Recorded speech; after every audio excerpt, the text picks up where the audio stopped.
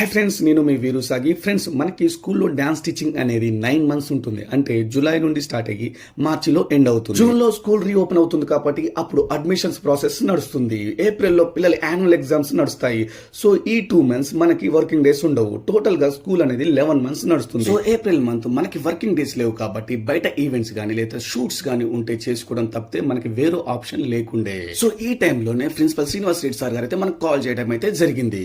వీరు ఎక్కడున్నో తొందరగా వచ్చేసి మనం గ్రాడ్యుయేషన్ సెలబ్రేషన్ మంచిగా చేద్దాం, ఒక 4 సాంగ్స్ అయితే కంప్లీట్ చేసుకో, నీకైతే ఫుల్ శాలరీ ఇస్తానని చెప్పడం జరిగింది. ఆ మాటతో నేను చాలా హ్యాపీగా ఫీల్ అయ్యాను.